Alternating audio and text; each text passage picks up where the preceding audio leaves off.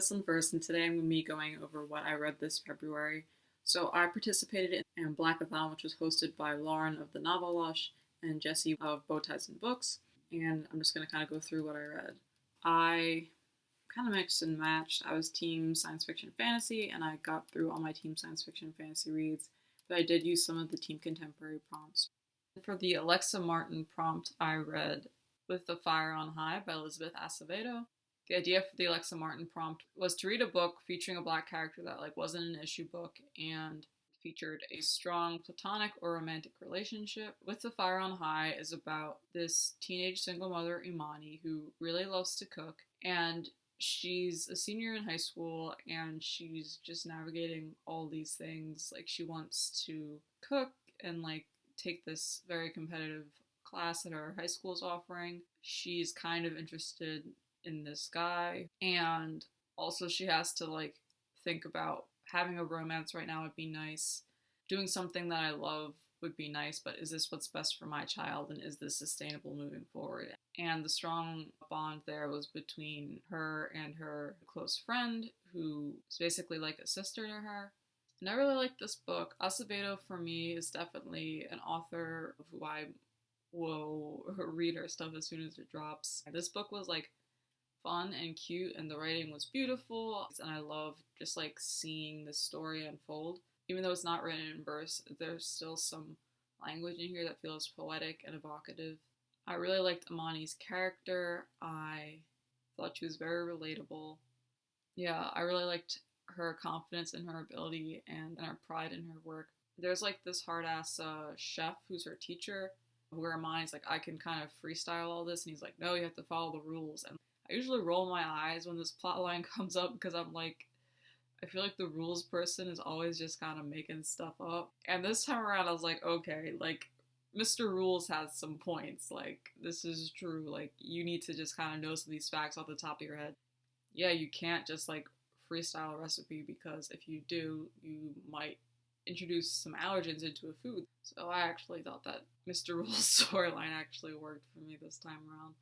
This was a very new story for me. I hadn't really read a story about a teenage mother before, and definitely not one like this. I feel like the stories about teenage parents I've seen are usually kind of reality TV, making a spectacle of the person, and this story felt very humanizing. There's a couple storylines in here about the baby daddy who isn't a good romantic partner, seems to be an okay dad, and also with Imani's own father, who's an absentee father. After Imani's mother died, and after that happened, he just kind of left for Puerto Rico and hasn't come back since. She sees him once a year. And sort of throughout, Imani's thinking about motherhood and sort of the unfair expectations that are placed on mothers that fathers can just sidestep around. And also just a very complex view of relationships and what they are and what they can be. And this spoke to me, just kind of learning that sometimes you just kind of have to take people as they are, and it's not ideal, it's not what you would want, but are they doing the minimum? Are they doing what they need to do? Okay, we can work with that. It is what it is. Basically having, I say working, basically it's almost like having professional relationships, but they're with people that you would like to have them be more genuine, but sometimes that just doesn't pan out, I really enjoyed the romance with, there's a guy in her school that there's a romantic subplot with that I enjoyed. I liked how loving he was towards Imani and how respectful and thoughtful he was of all these other considerations that she has to handle. The thing that sort of differentiated the Poet X and this one for me was in the Poet X, I felt we got really personal because the whole book was verse, and that is, Zahrah's thing is poetry. In this one, I think we get 3 or 4 recipes. It doesn't feel like they're in there very frequently, and they're pretty cute. There's the one for her making strawberry milk for her baby, and it's she says how long she has to do something, she uses a Cardi B track as a reference. But I kind of wanted it to be a little bit more woven in. It felt more like a fun break than something that was adding to the total experience, if that makes sense. But I digress. I loved reading about the food that she made and its effect on people. I thought the descriptions of the food were beautiful, And I was just very jealous of Amani. She's such a good chef, and that it just comes so effortlessly to her. It's a good book. I would definitely recommend it. I wasn't super planning on reading Clap When You Land, but I mean, Elizabeth Acevedo hasn't let me down yet, so I probably I probably should. I probably will. Next up is Temper by Nikki Drayden, which I used for the Nedia Corfu prompt. The idea was this was supposed to be a book of Afrofuturism set in a advanced and complex society, and the society is not necessarily technologically advanced due to like the religious constraints there are, but they have a very complex system of gender and religion, and I would say that it is Afrofuturist and speculative. Like this is explicitly set in a South Africa / South Africa inspired country where colonization did not happen. It's kind of funny how it's introduced. Like there's this sort of drunk uncle who's talking about how there are these white people that were like kidnapping people and whatnot, but like they didn't come here and that's why they were still okay. And people are like, yeah, okay, drunk uncle, sure they are. And like you can tell from the description that they're referring to white Europeans colonizing and slave trade. So this world is kind of complex. I'm going to try and break it down, but it's a little difficult. Pretty much everyone is born as a set of twins, and they're usually the same gender. So the idea is that like they're not really quite like even two separate people. Like they're kind of parts of a whole. So they can't get too far away from each other or they start experiencing a lot of pain. When they're born, there's like a divining ceremony. Their religions say that every person has 7 virtues or vices, and a set amount is divided evenly among the twins. So if there's like 7 virtues, in the case of our protagonists, Albin has 6 of the vices and 1 virtue, which is charity, and his twin Kasim has 6 virtues and 1 vice of, I guess, greed. And the sins in this world have slightly different names, but they're kind of the same as the 7 deadly sins. There are some notable exceptions to everyone being born in a same-gender twin pairing. There are singletons who are born alone and are kind of like looked down upon and pitied. And then there are groups of twins called chimera genders, and they would basically be intersex. And in this world, the chimera genders have their own separate pronouns. So chimera genders are, I think it was ear. And chimera genders are also kind of looked down upon. So on the whole, I enjoyed this book. Drayden's quintessential sense of humor is on display here. We get many, many dick jokes, and just like humorous descriptions. Like there's a character with really chapped, like scratchy looking lips, and this Albin keeps talking about how he wants to kiss those chapped, scratchy lips, and that made me laugh. There's the drunk uncle who has the conspiracy theories and like social observations that are occasionally true. I generally just remember the humor that Drayden does so much that I forget how like gory and twisted she can get. This book was very gory at parts, especially when Albin starts getting the urges for blood. And it just felt like there was so much going on and like so many questions that I had that it felt like towards the end things were getting dropped and like reveals were happening that I was kind of like, I felt like I didn't get the full impact because like just so many other things were like rolling along the way. Albin is a compelling protagonist, I would say. I would say he's morally gray, very morally gray. I don't think he quite goes into amoral territory. But also like even before he was obsessed by Icy Blue, he does like some nefarious / shady things. So it's kind of just like regular things that maybe aren't virtues, but like are just things I consider harmless, and like lust and sexual desires and like smoking and breaking rules. But then there are things like there's a bit where he pretty much tried to drug a girl he wanted to kiss, basically with a personality switching drug, just like wildly amoral, because she's not someone who would have wanted to do this with him under normal circumstances, and she's not agreed to this. He kind of like just kind of offhandedly mentions that he has fathered a child with a girl, and she came to him telling him that she fathered the child and asking for support, and he just hasn't offered them financial support, hasn't tried to be in the child's life. So Albin does terrible things like that, but then has like these characteristics and drives that you ultimately kind of root for. Really, his love for his twin is his big thing, and he will do a lot for Kasim. And also, as he's getting taken over by Icy Blue, like he doesn't want to kill people, he doesn't want to drink blood, and how he struggles against that desire, I think, is what takes him from being amoral to morally gray. There are some themes in this book about gender, about the interface between religion and science, about virtue and vice. The religious system in this book has sort of something similar to Christianity, where there is a all good God who is called in this case Grace, and their version of the devil is Icy Blue. And there are some themes in the cosmology of this and around virtue and vice that made me think of 100,000 Kingdoms, where the split isn't quite as obvious as you might think. And again, in the things around gender, there is a trans side character who we don't know a whole lot about, but there's like messages in there around gender and sex and why are they different for many different people. So on the whole, I enjoyed this book. I like sped through it, and I was very intrigued by all the concepts and like the imagery and this new world that is shown. I just ultimately felt like some of the themes and some of the plot lines didn't get quite wrapped up as nicely as I would have liked, but that is kind of towards the end thing. It's something I would still recommend. Next up is Mindscape by Andrea Hairston. I read this for the Danielle Clayton prompt, which was to think of a book featuring Black protagonists who are cunning and ambitious. This matches up with the Danielle Clayton prompt because of the characters Eleni and Celestina. Celestina is shown to be very ambitious. She seeks knowledge that she shouldn't necessarily have. She's trying to negotiate this treaty that like a bunch of people are against, and Eleni, in trying to carry on this treaty legacy, is also shown to be very ambitious, I would say. In Mindscape, there's this thing called the barrier, which is like this space entity that divides Earth into zones. The barrier looks basically like smog, and if people touch it, they die.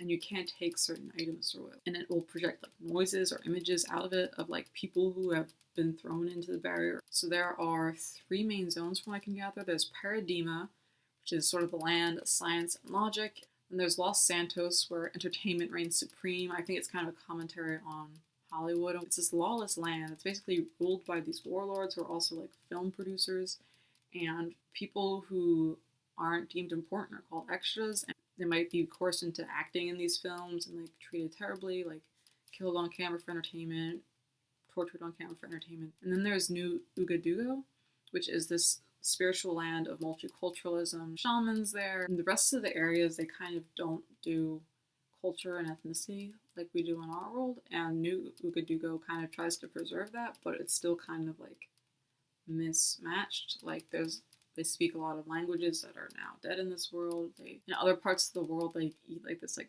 oatmealish slop for their food, and New Ugadugo has like actual food that we might eat. And then there's a 4th zone where like no one lives, called the wilderness, which is like beasts and animals. And there's this couple different groups of people, like they're sort of like everyday lay people, and there are people called the ethnic throwback who live sort of similar to those from New Ugadugo, but minus the spiritual aspect, and they basically live like in our time, speaking the languages that we do. Maybe a little dated, maybe like 60s or 70s slang. Then there are the ghost dancers who believe that their leader can raise the dead, and that everyone will be reincarnated from the barrier. Like if you're thrown into it before you die, that you will live again. And they are a Sioux contingent. It was kind of unclear to me. They keep being called born again Sioux, so I was unclear if they're like ethnic throwback Sioux, like Sioux who are still living a traditional lifestyle, or if it's sort of like anyone can go and it's like a born again Christian thing where it's like I've just like converted to this. And they're the Vermittlers. They're the only ones who can travel through the barrier like however they want, whenever they want. They sort of sing passages through the barrier, and they're non-human, and they can speed up or slow down time. It's called phase shifting. You might realize this world is very, very complicated. It's just very complicated. So the characters themselves, there's Celestina, who's the shaman with the dark past, and her life work is negotiating a treaty for trade and travel between all these zones in the barrier. Right now they're kind of closed off and they don't deal with each other. And at this timeline in the story, she's pretty much like a saint. Like she's revered, she's this larger than life person. And then there is Lawanda Kit, who is dating a government official and is sent on a fool's errand to Los Santos to get them to comply with the treaty. There's a lot of holdouts over there. And then there's Eleni, who is Celestina's trainee and protege. She is rejected by the barrier when she tries to like make a passageway to transport government officials from Paradigma to Los Santos to negotiate this pro-treaty thing. It's supposed to be like this grand display, and her rejection sort of like kickstarts the events for the book. So as you may have noticed, there's like a lot going on. And this book was really confusing to read because it's not really laid out in a nice linear way or explained to you really at all. You kind of like pick up very small bits and pieces as you're going. And like there are things I didn't learn until like 3/4 of the way into the book. And it was just like very disorienting. I was kind of confused why they were even trying to negotiate this barrier treaty. I was confused like what was going on with the barrier. There was some very cool imagery in here and like a lot of cool concepts, but altogether it felt very jumbled. When I was done reading, I couldn't really explain to you why the things that happened throughout the book mattered. Yeah, there's some characters in here who are trans, maybe.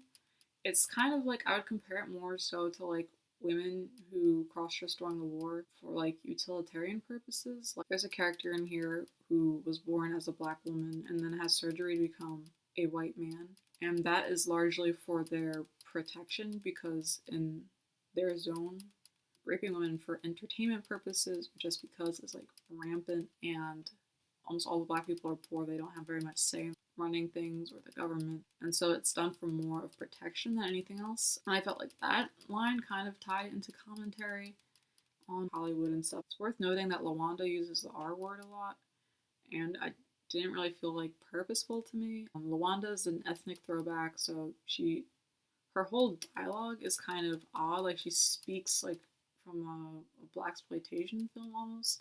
And her descriptions of things are kind of funny sometimes. Like she says booty just so much. Like the ghost dancers like leave feathers for people, and they left a bunch of feathers at her place, and she said it looked like a peacock had been shaking booty all over her compound. So like sometimes she has funny descriptions like that, but she does use the R word a lot and didn't feel purposeful. I didn't feel like there's larger commentaries on disability or mental incapacitation, mental disability happening throughout the book. It just kind of felt like a thing that was presented, and I felt like that is something I should include in this review as a thing that might turn people away.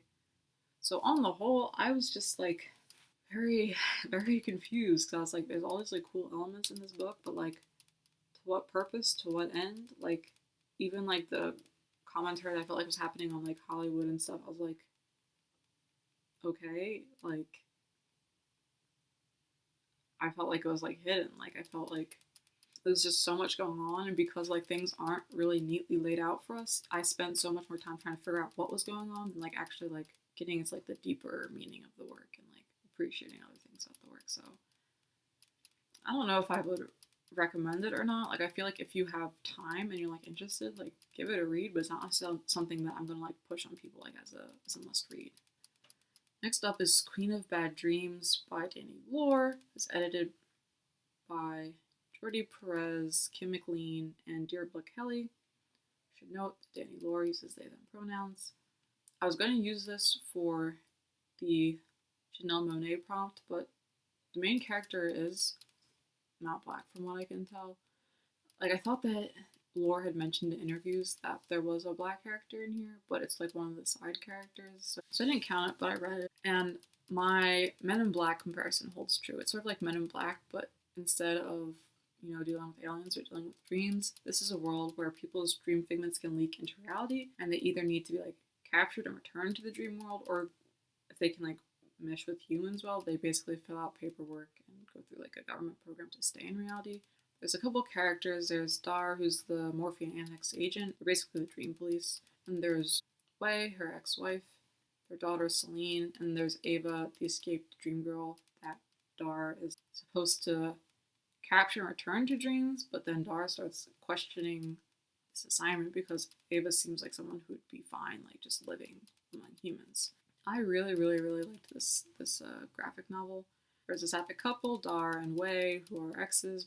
They're sort of switching narration between Wei and the daughter Celine, and I just very much felt for Dar. Like Dar is kind of like a hard-nosed, like Jehovah above everything type of character, and so that's why things with her and Wei didn't work out. But Dar's also very justice-driven, very much will do the right thing even if it comes at a cost to her.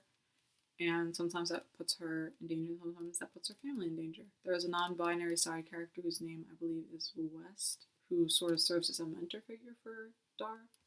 So that was nice. There's also like a really sweet reveal about their daughter Celine, which I will not tell you, but I'll just say that when I read it, I felt mushy, and I was just like, oh, that's sweet. On the whole, this was a fun, fast-paced, colorful read. I really enjoyed the artwork. I really enjoyed the story. This was one I would definitely recommend. So for the quick Yemezi prompt, I was supposed to read a book featuring a revolutionary black character. For that, I used Zahrah the Windseeker by Nadia Korafor. Basically, this is set in a fantasy world called the Uni Kingdom, and it's a world where people are very appearance-oriented. They like looking neat and civilized. And Zahrah is part of this group called the Dada or Windseekers. It's not like a cultural group, it's sort of like a gene that like skips around. So her parents aren't Dada, but she is, and the Dada have these things called Dada locks. They're basically locks with vines inside and they can fly. And she has a best friend, Dari, and they live in this neat, civilized little town, and like right outside it is the forbidden greeny jungle, which is no one's supposed to go in it. And her and Dari go in there because Zahrah is sort of learning how to fly. And while this happens, Dari is bitten by a poisonous snake in the jungle, and the only way to cure him is to find this creature called an Elgort, and they have eggs. And Elgorts get angry very easily and are very deadly creatures. The only way to cure him is to get this unfertilized Elgort egg and bring it back and then make some compound out of it. This is like a big thing for Zahrah because Dari is more of like the risk taker, more outgoing. Zahrah is very quiet in her head. She's very cautious. So her going to this jungle is like a big thing. The fact that the animals are called Elgorts make me laugh because Ansel Elgort is some actor that my little sister thinks is cute, and it was funny every time they're like, oh, the dangerous Elgort, oh, the Elgorts get angry very easily. I, on the whole, enjoy this book. It's kind of a typical middle grade like adventure plot. The jungle's like bursting with creatures, and we see like a lot of cool stuff there. Based off of Nadia Korafor's Twitter feed, this is like the novel I would have expected her to have written. Like, she's just very into like animals and nature, and I see her posting insects every day, and I felt like that love for the natural world was very much reflected in this book. The Forbidden Greeny Jungle is very vibrant. There's a lot of different animals that Zahrah has to get acquainted with to survive. Some of them talk, some of them don't. There's like a lot of new fruit to get used to, and I feel like she's not, for someone who is so cautious, I felt like she made some really like bad decisions when she was first foraging in the Forbidden Greeny Jungle. So Zahrah is a character who I thought was revolutionary in that she makes this discovery that like revolutionizes the medical field. On the whole, I thought the society that she comes from is really cool. Like, they have a lot of plant-based technology, like plants as buildings, plants as computers. I really wish that Korafor would have given like a pseudoscience explanation for some of it, because I was like really like intrigued by the idea of like, okay, how would you make this work? But it is more like a fantasy novel, so I'm like not too torn up that she didn't. I enjoyed Zahrah's character. I thought she felt like a real person. I really liked the friendship between her and Dari. I thought it was really sweet. So on the whole, that was a fun read. And then the final book that I actually used for the Jean Monnet prompt was You Are Magical, MagnifiqueNOIR Volume 2 by Brianna Lawrence. This is about a group of black queer magical girls who are in college, and their troupe has had a couple iterations. They are the newest one, they're the current one, but before them, there was another group of girls who was also like had these magical girl personas to fight monsters, and they're for the most part gone. Like, one of them is still in the city and is their mentor, but there's a lot of drama in this book about who used to be in the original troupe and why the original troupe disbanded and like what's going on with them. So on the whole, this was like a very fun, dramatic book. There's a lot of sapphic romance, which I really loved. Bree is starting to get on my nerves a little. Like, she's very high energy, she's very dorky, she's very into anime, and some of her references, I'm really like, okay, this like added to the story. Like, she had like this great like Madoka Magica Halloween costume, which was like chef's kiss and also like kind of grim if you know about Madoka Magica. But then some of the references just kind of felt like they were in there for the sake of references, and it kind of like grated on me a little. But on the whole, I really enjoyed this book. The romance was like so sweet, and there's art, so it makes the romance even better. Most of the characters are out already, but some of them are sort of still coming to realizations of what their identity is, and there's like this moment of mentorship between a character and their mentor Blaze, who's sort of like helping them through that. That was very tender and very sweet. And there's a lot of questions in this book around handling conflict. As they find out why the original troupe broke up, there's a lot of questions around their mentor Blaze's role in that, and like how their mentor Blaze handled that, and like how they still feel about it, and like if they agree with Blaze or do they agree with someone else. And so it's like a lot of questions around handling conflicts and like what to do when your heroes aren't necessarily super reliable or someone that you completely trust. So yeah, I appreciated that book. The book was a lot of fun. I would highly recommend it. So now we're kind of out of the Blackathon readings. I did some other reading just for funsies. I got a free, I guess it's not really an arc at this point because I think it's already out, but I got a free copy of Frying Plantain by Salika Reed Benita on NetGalley. Opinions all my own. And it's about the coming of age of a Jamaican-Canadian girl named Kara. There's a lot of things going on in this book. Like it touches on racism, misogyny, intergenerational conflicts, and sort of the different expectations that are held for people, and sort of the difficulty for Kara in like navigating all of this. The book sort of tells like small stories in her life, like different chunks, and like the different stories are like mentioned, referenced like throughout, so it's not like just like all over the place, but like there are periods of time that are skipped, and it felt more like slice of life than everything. Like you get to the end of the book and there isn't really like a big like easy answer for any of the questions that are raised. There isn't really like a clear path for Kara going forward. Like she's trying to straddle all these divides between like, her friends from home and her friends from high school, between her grandmother and her grandfather, between her mother and her grandmother. And at the end of the book, she's kind of adrift, and she hasn't really figured out how to work through any of that, or really how to feel about any of that, I felt like. So on the whole, this book was like very touching, very like pull at your heartstrings kind of book. In terms of like the racism and misogyny stuff, I felt like it was more like Kara's mother who was like worried about the racism. Like I felt like Kara's mother was very cognizant of trying to navigate that. I felt like for Kara, the big forces in her life that she was trying to like work around were like misogyny and sort of the different standards that she was held to as opposed to men in her neighborhood, the men in her family, and also these like generational divides. So like her grandma and grandpa fight a lot. They don't really get along. Grandma is like sort of a long-suffering Christian type, and grandpa is like a serial cheater, and they just won't divorce, and they just kind of passive aggressively pick at each other, and Kara feels bad. Kara doesn't know how to handle that. Also, her mom and her grandmom fight, and there are times where like Kara like needs her grandmom and kind of has to like petition her grandmom on her and her mother's behalf, and Kara just kind of gets stuck in the middle of mediating a lot. There's also themes of like growing away from things, losing connections from childhood, losing connections to like a motherland. Just a tender portrait of coming of age in Canada and navigating all these difficult divides and issues. So I read a few comics this month. I read the 3rd issue of Far Sector and the 18th issue of House of Whispers. Far Sector was a fun installment. I've kind of given up on understanding the mechanics of the no emotions thing.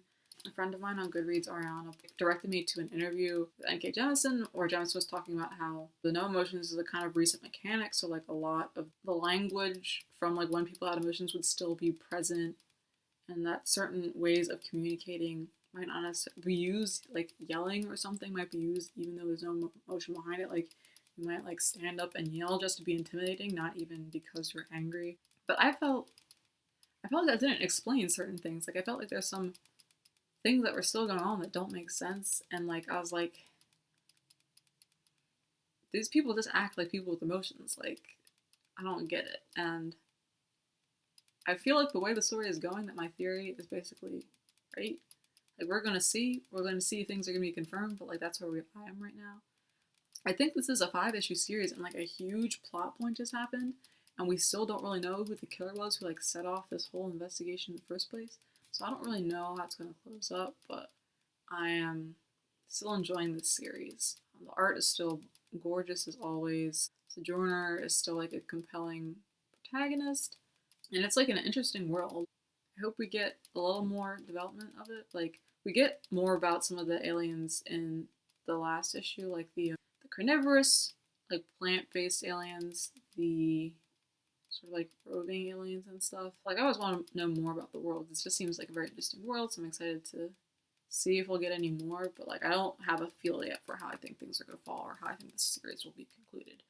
And then I read the 18th issue of House of Whispers. Kind of made my peace with this new direction that it's taking. Grizzly isn't really the main character so much anymore. The main character is Pokita, who is a girl who was taken from her parents' custody at the border and was like adopted by like these weird abusive people. And she's sort of like the main character now. Like Erzulie is sort of doing things on the side. Aesop is hatching this plan against Anansi, and there's like some ghost ship that was spotted, which might or might not be the Flying Dutchman. I think they saw it in Amsterdam. But like those like familiar elements from like the first couple arcs of the story, like those characters are sort of like on the side now, and we've pivoted to talking more about like Pokita and like that weird possessed cat that is her friend. I like understand why that pivot was made. Like I'm sure with like the border crisis and stuff, like this is something that felt like very prescient and very like it needed to be talked about. So I'm not surprised to see that reflected in Hopkinson's art. I've made my peace with it. I feel like this new direction is interesting enough. I don't really know. I feel like Pokita as a protagonist, bad things happen to her, and like, well, I feel like we're just supposed to kind of feel sorry for her. Like, I don't really have an idea of like what makes her tick or like what she likes or like anything really about her as a character. I just know that she was treated horribly for most of her life, and she has this weird possessed cat. We see like moments of like grit and stuff with her and like anger, but like on the whole, I still don't feel super connected with Pokita. I'm still like figuring her out. Like I said, like Aesop is hatching some plan against Anansi, and like that's going on in the background. And this is only supposed to be a 22 issue series, so we've got 4 more issues to go. So I'm kind of wondering how things are going to be concluded. Yeah, like I sort of think I have a feel for where Pokita's storyline is going. I'm not really sure about the storyline with Aesop and Anansi and Erzulie. So that's what I read this February. It's a very long video. Thanks for sticking it out. If you like the video, please give it a thumbs up. If you want to talk about anything you've watched in the video or like give me recs or something, please comment below. Subscribe if you haven't already.